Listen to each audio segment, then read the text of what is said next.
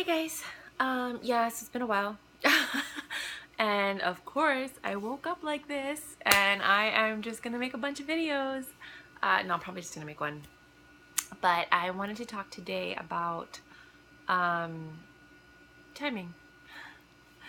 So sometimes in life, you are given thoughts, lots and lots and lots of thoughts. And I journal a lot and I write them down. And I look back at my notes every now and then. I know we have some people out there that they do art, and that they take these caricatures and they create them. Some people write songs. Some people write like snippets for videos or short stories and things like that. And you just do this because it's your passion. It's what you love to do, you know. And then out of nowhere, one day, an opportunity presents itself, and you're prepared with countless stories and songs and ideas and concepts that you could use for this opportunity. Make sure to write down every beautiful, wonderful thought that comes into your mind, and keep it somewhere safe, because when that opportunity comes up, that is going to be your gold mine. That is going to allow you to have longevity in the field that you find yourself suddenly in that you never expected to be in. These ideas and thoughts that come to your mind, they're not random. They're given to you by the universe. They're given to you so that you can have them for you, because you're the one that's capable of doing it. You're the one that's able to implement it. No one else. You. It was given to you. And it's really important to realize that we're all vessels. That's what we are. We're vessels. And our goal in this world is to relay messages, and right now we're going through a very interesting time, especially with this new president. But it is what it is. And a lot of us light workers that were sent here long ago are being called to duty now. And our influence and our ability to relate to people and speak to people is going to sway things in either direction. There are also dark workers. There's people that are here to cause chaos and doubt and insecurity and fear, and they're just terrible people, and you'll know them because it's what you're going to feel. You're going to go from being happy and full of joy and light to not understanding why somebody could be so cruel or let you down or lie to your face. Those are the dark workers. Those are the people you really want to stay away from. It's not that they're going through something, they're just dark. Some people just have dark energy in them, and there's nothing you can do to save them. They have to want to change. They have to want to save themselves, Some people are just mean to certain people for whatever reason. That leads me to the fight or flight topic I wanted to discuss also. There's a lot of people that are good, right? But we're strong. So if you threaten us, we're really kind and sweet. You threaten us, all of a sudden it's like, fight. I'm not running. I'm going to fight you. I'm not going to fist fight you, but we're going to have like a discussion or a battle or something, because I'm not going to run away. I'm not a runner. Some people are runners. They run away from everything. They're constantly moving around from place to place, just running away from their problems, never facing anything, and then coming back thinking that everything's going to be okay. Let me tell you something about that. This is what the fight or flight I'm talking about is. If you don't discuss what's wrong before you run or when you come back, you're just doomed to repeat the same thing over and over. So you might have people in your life that you love to pieces. It didn't work out. You leave, and then you want to come back, but you never discuss what went wrong or how that made you feel, or what you're going to do to not have that happen again, so that neither one of you are hurting. It's only going to happen again, over and over and over, everywhere you run, until you decide that you want to talk about things and acknowledge the other person's feelings and acknowledge that you caused pain, and you the pain causer who's running, because that's why you run, or the one who got hurt and then you ran. You need to acknowledge that, and you need to make a change, not to cause that pain again, not to hurt the people that love you, you know, or not to be hurt by the people that love you. Like, I love certain people in my life, but they hurt me. They hurt everybody, not just me, everybody. And I have always walked away from those people, and they're like, oh, I can't believe you just cut our friendship off like that. I was like, I didn't just cut our friendship off like that. Like, you kind of ruined it by your actions, you know? But if they change, I'm always forgiving, and I always welcome people back in. Always. Because we're always growing and we're always changing, right? If somebody comes back and they haven't changed, you have two options. You can either love them and suffer, or you learn to just deal with it and be like, oh, that's the way they are, and blah, blah, blah. You're still going to be suffering a little bit inside, because you know that you're putting up with something that you shouldn't be putting up with. And it wouldn't hurt if you were meant to put up with it. You know, like, yeah, they say God gives you what you can handle, but to a degree. Same thing with the fight or flight concept in terms of business. Sometimes things will come up and people will quit and say, you know what, I'm just going to give up. I'm not doing this business. Like, it's just too complicated. We're going under. Things aren't going well. But if you just stick around a little longer, like, a grant will come, or a blessing, or a huge order, or, you know, like, the universe rewards you for taking risks. That's what people don't get. I take a lot of risks, but I take calculated risks, meaning that I think about all the possibilities. Like, my brain is very mathematical, so I'm constantly thinking of the different scenarios that could possibly happen and the probability of good versus bad. And then I think, you know what, there's better probability that something good's gonna happen than bad, so I'm gonna take it. You know, like when I jumped out of a plane skydiving, chances are I'm not gonna die. I could die, but chances are I'm not. You know what I mean? So I'm just gonna do it. Now, if I did it like 15 times and I died, then the probability is higher, because the amount of times I did it was higher, therefore causing the probability to increase. Does that make sense? Just if that makes sense to people. Same thing with business. I try everything. Like, I know that my purpose in this life is to be free, and I inspire people through my freedom. I inspire people through everything that I do. Now that I'm mounting TVs and putting up shelves, like, all these women are hiring me, and they're like, oh my gosh, you know, I saw it was women. I'm like, yes, rock on, you know? So I'm starting my own company. I have an LLC already, so it's just a matter of making a couple of changes. And things are happening. I never expected this. This was last year. I needed some money. I saw this was the #1 task on TaskRabbit, making all that money. I learned how to do it. I watched YouTube videos. I asked questions from other taskers, and now I'm starting my own business, and I'm doing something that I love. I love finishing things. Is this what I want to do forever? No.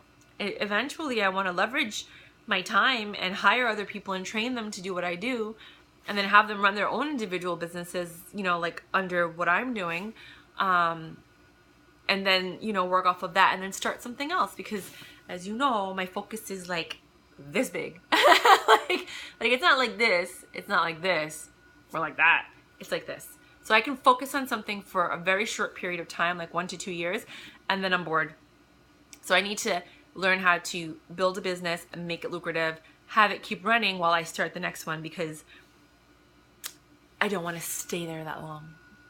The only thing that for me, that's permanent is my home and my partner and my family, of course, you know, and some of my friends.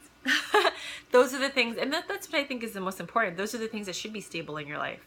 You know, everything else could be all over the place, you know, but those few things, it's what you really need, you know, to be happy, I think. For me, everybody's different. Like, is everybody ever different? But yeah, so we were talking about fight or flight.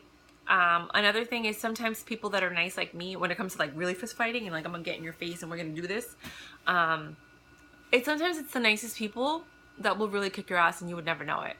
So just be careful, because if you're a bully, or if you think like, oh, I got this and blah blah blah, nah, like, just be careful, because you never know when that nice person just flips around, does a roundhouse and knocks you out. You don't know if they've taken, you know, martial arts. You don't know if they've taken kickboxing. You don't know if they've been trained by the military. You don't know anything about nobody, you know? So just be careful. Usually it's the quiet pacifist ones that can actually do the most damage, which is why they're really quiet and being calm, because they know that they could hurt you. Keep that in mind. And then,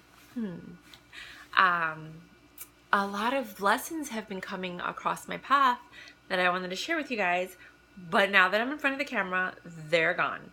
So I'm going to end it with talking about this hurricane thing. So, you know, Puerto Rico has been hit really, really hard, right? And I don't know if you noticed this, but with like the two Republican presidents, there's always like a catastrophe with minorities. You know, like with Hurricane Katrina, Bush, we all know what happened. Now with Puerto Rico, Trump, even with Obama, when things happened, he right away got onto things. But these Republicans, they're like, they want us to die. Like, they want the minorities to die. They think like, oh, well, this is a great opportunity for them to die. Let's not give them aid for a while, and then maybe more of them will die off, because one, we're overpopulated, and two, they don't care about us. Like, the one thing that I want to share with you guys, and I don't care what anybody says, I know this to be true. There are the elite, and the elite don't give a fuck about anybody but themselves and their family. They don't. We are nothing but servants to them. Nothing but servants. We're cattle. And right now there's too many people on the planet. They need to eradicate us. Cancer, natural disasters, war, whatever they need to do to kill off the species so that they can get a new population they can control with fear. Some of us are too smart for them to control. Do you understand? Like, we're getting educated because of the internet, and it's just a matter of time before all that goes down so that they can take control of their little regions, or, you know, like, whatever areas that they're responsible or in charge of. But it's coming. This time is coming. There's just too many people on the planet. There's a lot of people in Asia, and they're more likely to save those people and use them as the new slaves than they are to keep the Black and the Spanish that are becoming strong, powerful, and fighting back. There's been discussions between me and other people that are very spiritual that they always say that the meek shall inherit the earth. These rich people think like they're buying up all this land. They're buying a lot of land in Venezuela and in New Zealand and Chile. And they have like these places that they've built underground, caverns, underwater cities. You've heard about the bunkers in the Midwest. All these things so that they could survive. And you see this in the show 100, you know, like how the elite survived in the mountain, you know? So they have ways of surviving. Like I've been saying for a long time, the 2nd Avenue train station in New York City, it took like 10 years to build because they were building underground tunnels to get to other like spots, you know what I mean? So like, let's say there's a bomb that's coming, a nuclear bomb, right? Missile, something like that. Anybody who's elite that knows can go into the subway system, go through a door, and then get into these tunnels. And as the rest of the world is like going through chaos, they're gonna be safe because they've developed these tunnels for them to escape. Does that make sense? They're everywhere. I'm not making this up. They have underground cities in Mexico. They have underground cities in near Mount Shasta, they say. In Arizona, they have underground cities in France, which are built, which you can go into and check them out. You know, underground, you know, in Vietnam, they have underground passageways and little things in Cambodia, and, you know, for military and war, but they exist. I'm not coming, this isn't like, blah, I'm just saying stuff like, you know, so they think they're going to survive and go into these caverns and tunnels and things like that. And that we're just going to sit there and take it. Like, you know who's going to survive this? Those people in the Amazon, in the jungle, people in like Morocco. And when I went to Morocco and I saw the way these people lived, they lived like Jesus lived. Like they still live like Jesus lived. They have goats in their house that they kill and they slaughter. They have like these little clay ovens that they made the oven out of clay, and they make their bread. They take the wheat and they mill it and they make their bread. Like if you see the Hasidic Jews and the Amish people, these are the people that are going to survive. They're the ones that are going to like start all over again, because they're the ones that could survive anything. They live off the land. They can plant from scratch. They can survive off of anything. Like they're not changing their ways, because they're like, we've been through this for thousands of years. We've seen this, and we always come back to this. So we're gonna keep on doing what you do. Y'all could live this new life, but later on, at some point, the world's gonna end, and we're the ones that are gonna survive. They know this. This is in their religion. This is in their credo. They've seen this over and over and over again. So if you guys think I'm talking out of my whatever, like, learn, do some research, check it out. I'm not like making stuff up. Like, when I went to Morocco, I have a video. I'm gonna post it. I'm gonna start editing once I get my Mac that's coming. And you'll see like the videos. I've recorded almost every place that I visited, and I'm just like, oh my god, like what is that smell? Oh my god, there's a goat in the house. They like they have a room for the goat, because like they're gonna kill it soon. I couldn't even. And they still live in the same way, and they sleep on like hay with like, not everybody, but like, you know, certain places where I've visited, I've seen them. You know, and it's just like, what? So yeah, the meek will inherit the earth. Another topic that came about was they say that there's people living underground in tunnels and caverns, right? They have blonde hair, blue eyes, and they're very tall, right? They're aliens, supposedly, right? From the Atlantean or Lemurian times, and when they had this nuclear war, because it's always a nuclear war that ends the world. They go underground, or they go under the sea, or they go someplace, and then the earth repopulates itself, and then they come back when they feel like they should. A lot of people are saying that Hitler talked about meeting these Aryans, blonde-haired, blue-eyed people, who I think are only blonde-haired and blue-eyed because they've been underground for so long. So their pigment has left their body. Like they don't, their pigment's gone. That's why they're blonde-haired, blue eyes, and pale. But I could be wrong. I don't think so. And that they had given him the technology that allowed him to go as far as he did in World War II. But when he got a little crazy because he did a lot of drugs, they cut it off. Some people say that it was the, I don't know if it was the Rothschilds or something like that were also funding it, the World War II and the Germans and all that. But they're also closely related to these aliens. Again, I know people are like, oh, here she goes again. I don't really care what you think or not. Maybe they're not aliens. Maybe they're just people that have been here this long. And, you know, but I do believe in all that stuff. I believe in immortals. I believe in aliens. I believe in magic. I believe in fairies and gnomes. I'm excited to go to Norway, Finland, Sweden, Denmark, because I believe there's a lot of magic up there. Those people never leave. Iceland, I've been to Iceland. They don't leave. And I think it's because they're, one, connected to the earth. Two, they can do whatever they need to do. They believe in magic. They do their things. They're not bothered by the world. And there's just a peace and a serenity and a calmness and just beauty in these places. Ireland, like all of those places. And they stay true to themselves, and they stay there, and they don't bother anybody, and they're not trying to mess with anybody. They're not trying to take over lands. They're just trying to live in peace. So I would like to go there and maybe see some fairies and gnomes.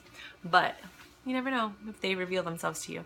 They say that in Mount Shasta in Arizona, sometimes you see these people that come out that are 8 feet tall, blonde hair, blue eyed. Some people say they're blue people, like blue skin, that they're the Lemurians that went into the mountains and went underground, and they've been living in caverns and caves, and they have like this source of light that mimics the sun, and they've been living there, and they come out every now and then, but we're not evolved spiritually enough to handle the messages and that they have, or the technology, because we're still very selfish and full of rage and anger, and we would use that technology to create chaos, Trump, and you know, and then use that power to create hate, Trump, and we would, you know, it would just be a mess. And it's true, because we could see that every single day, what people do with their power. I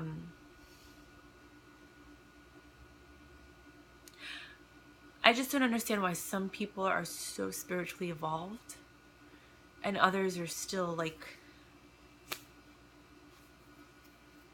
not. But I just wanted to talk about that and roll, because, you know, I always have to have some kind of like spiritual thing in my speeches, and I only do these videos every now and then, and it's been a while. So I'm deep conditioning my hair right now. So I always have it up in a bun when I'm doing that. That's basically it. I'm going to a luncheon tomorrow for a nonprofit. I'm going to be talking about the things that I do and trying to network, and I'll let you guys know how that goes overall. Probably make another video because I know I'm going to look cute tomorrow with my hair and my makeup. And that's basically it. Again, I've been redoing my room yet again because I'm always moving furniture. My roommate was laughing because he was like, and I hear things moving and I'm like, oh, there goes Myra moving furniture again. He's like, it's a good thing. That means that you're open to change. I'm like, I'm open to everything. I'm like the easiest person in the world as long as you do right by me. When you start lying to me and like letting me down and deceiving me and stuff like that, then you might see another side of me. But then I've learned now I don't need to show that side. I just need to get away from you because you're just no good for me. You know, until you decide to be good to me, you're no good for me. Does that make sense? And I think it should be that way for everyone. If somebody's mistreating you in any way, if they're lying to you or disappointing you or talking about you or all this stuff where people are saying, wow, like you're nothing like what they said, then you need to stay away from people like that. Because when people get to know you, they get to love you because they know who you are and they see who you are. And it's like after a while, you don't need to defend yourself because people know you. So when somebody says something about you that's not true, they're going to be like, which has happened my whole entire life, they're going to be like, I can't believe that because Myra would never do that. Like Myra would never act like that. Like, so that's what's really important. And I think and that's another thing I want to share with you guys is, character. Who you are around other people will resonate. It like carries vibrations. And it's like, that's why me and my family believe in familial karma and we believe in karma. So we only do to people what they've either done to us, to a degree, because we don't want to mess up our karma. So we might like treat somebody the way that they've treated us so that they can understand how they're treating us. But then we would stop because we understand that if you continue that karma passes on to your children. That's why they say the sins of the father fall upon that of the child. I've been blessed. Like I win concert tickets. Like if I want something really bad, I'll win it. It's like crazy. Like right now, I just got an email saying that I just got like from a lawsuit because I buy all my tickets on like Ticketmaster or whatever, like 17 vouchers for 17 free sets of tickets to 17 concerts. And I'm like, I didn't even know that this was going on. Like, hello, like me and my sister are gonna have so much fun, you know, along with like my friends and stuff. But like, you know, like I didn't ask for it. It just falls in my lap. But that's called karma. Like you do really good and good things will happen to you. And it's like, and another thing really quickly, if you've been like me, if you're blessed and then all of a sudden your luck turns sour, like this has happened to me the last 3.5 years, it could be the energy of other people that you've chosen to surround yourself with. Energy is infectious. They say birds of a feather stick together, or sometimes you get judged by the friends that you have. Well, it's the same thing for energy. Like some people are really good for you and they make everything better just by being near you. And then some people will be near you and it causes chaos. And I can honestly attest to that. I have, I'm gonna cry, of course. I have a really good friend that I love more than anything, but we can't be near each other because they're crazy. She's crazy. Like, and recently I still, you know, I visit her in the mental hospital whenever she needs me or whatever. But recently I tried to be friends with her again. And I tell you, it was only 2 weeks. And those were the worst 2 weeks I've had in the last year. Everything went wrong. Like I kept dropping cans of like food and things on my feet. I have like this huge bruise on my toe now. I cut myself. I had glass in my foot that I couldn't get out. Like, and then I finally got it out. And now that I'm walking and it still hurts because there might be another piece of glass in there. My car started dying. I had to get another car. Like just everything went wrong. Everything went bad. And it's like, I just realized like I can't have this person in my life, you know, as much as I love them. And I love them so much. Like I can't, because every time we're near each other, everything goes wrong for me. Everything goes great for them. Like things were picking up and they're like, oh, you know, like I got into this thing and I got this, and things get better for them because they're like taking my good energy and then they're like pouring their negative bad energy onto me, if that makes any sense. And you have to be aware of that. There are people whose energy spills over onto you and they can siphon your good energy and your good luck. And lately I've only been hanging around very wealthy people because it's who I like to hang out with. And things have been getting better because they're full of this, like, you know, positive energy and wealth and happiness, because when you have money, life is easier, you know. And I've been taking care of myself and I've been taking care of my health, and I don't drink water anymore. The only time I drink tap water is when somebody offers it to me when I'm on the job.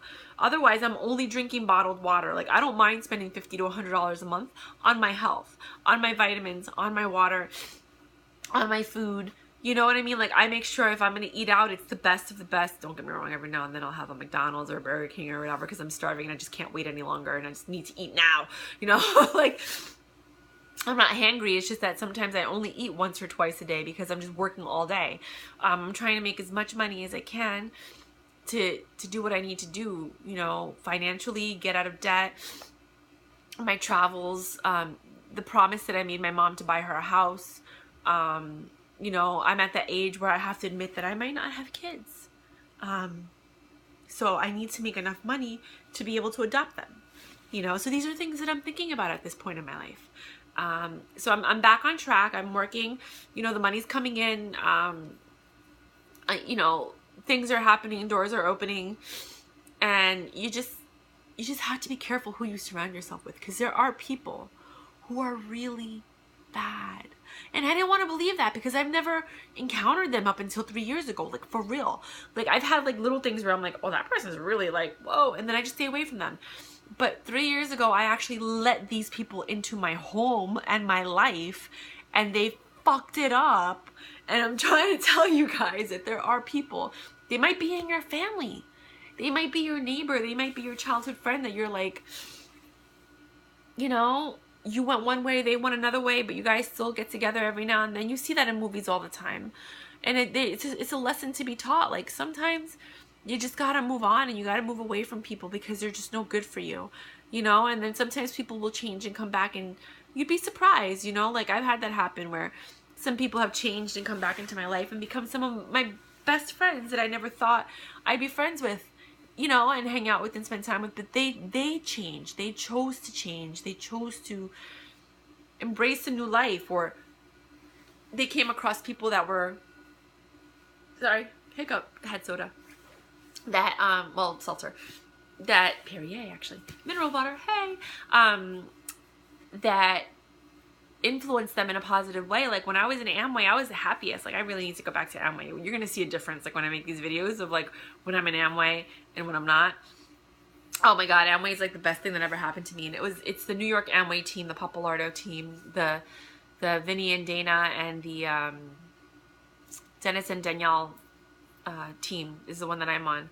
But the whole Pappalardo team is awesome. Like, they all work together, and they're just uplifting, and they're full of energy, and they put you on the right path. And I remember once they told me, they said, you know what, Myra? Jamie told me this. She's an alfala.